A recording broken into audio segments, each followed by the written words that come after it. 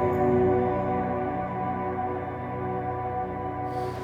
name is Dave Canterbury. I am a bushcraft, survival, and wilderness skills instructor from Ohio in the United States.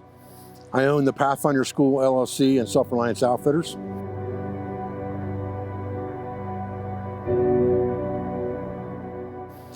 I started in my outdoor journey like typical kids do that spend a lot of time in the outdoors. I grew up in a rural area.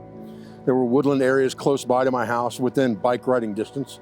So I spent a lot of time in those woods when I was young, and I had a fascination with nature from a very young age. I collected rocks, collected bugs, caught a lot of snakes against my parents' better judgment, and lots of things that kids do normally, I think, nowadays, or at least used to when I was a kid. But it kind of led me down that path of being an outdoorsman. And I kind of got lucky in one way when I was young because my parents were divorced at a very young age. And so I had two fathers that were both outdoorsmen, but they were different types of outdoorsmen. My real father, my blood father, was kind of an adrenaline junkie. He was a scuba diver, he was a hang glider. We used to spend a lot of time at the lake in boats and things like that. And my stepfather was more of a woodsman. He spent time hunting, fishing, trapping, collecting fungi during the season and things like that, and took me with him along with these trips. So I was exposed to both of those types of outdoor activities all through my childhood. Eventually, I joined the military. I went through my service of a little over 7 years. And when I got out, I was kind of looking for something to do to get back into nature. So I got into reenacting the 18th century, going out and wearing the same clothes and using the same accoutrements that 18th century pioneers, woodsmen, and scouts of the 18th century in eastern woodlands used. And that led me down a path of doing more with less, carrying very few items to effectively survive every day, carrying a flintlock musket to be able to take game, fishing with a cane-type fishing pole to catch fish, starting fires with things like flint and steel, with a bow and drill. And all of those things kind of led me into primitive archery. And I won the Primitive Archery Nationals in 2006 in Cloverdale, Indiana. And after that, I started making some videos on how to make bows from natural material, how to make arrows, how to knap arrowheads. And I started putting videos on YouTube in 2007. And that was really when YouTube first began. And at the same time I was doing this, I was doing some hunting guide work on the side. And I had a lot of guys sending me messages over YouTube, asking me how to do different things, asking me about different survival skills. And some of the guys I was taking out guiding on hunts would ask me the same things. What do I do if I get stuck out here? What do I do if I get lost? How can I find my way back to civilization? And all of that led into making more videos and more videos. And at this time, I was working a very, very good job. I was an automotive engineer.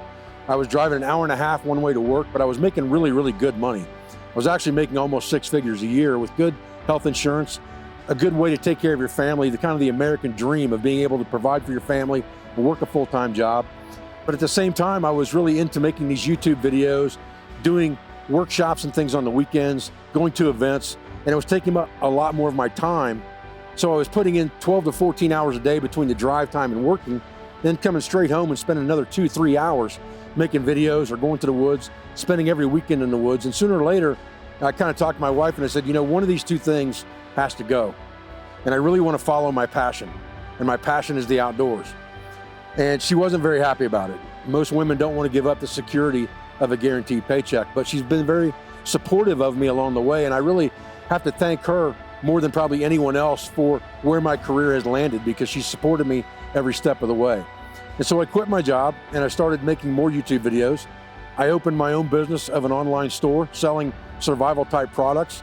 And I developed a mentality that I call the 10 C's of survivability to teach people the basis of building a good survival kit, or a good kit for use in the woods that can be supplemented with other items to create a good bushcraft style outing kit. And that led into writing books, making more videos. I did a TV show on Discovery Channel. I did a TV show with National Geographic, and I also did a TV show with the Hunt Channel in the USA.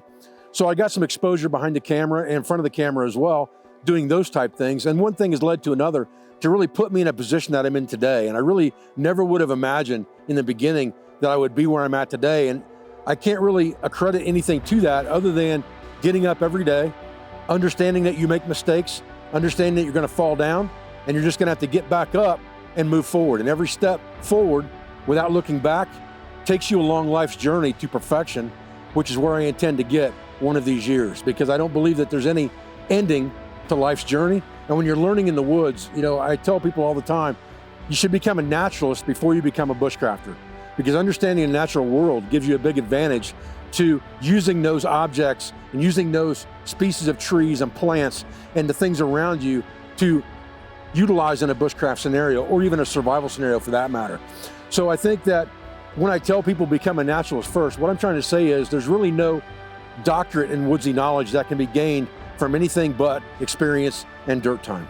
So if I was going to give one piece of advice to anyone watching this interview, what I would say is that if you have a dream and you have a passion of perfection, then never give up on that passion. Never stop working toward your end goal, and that will always get you where you want to be.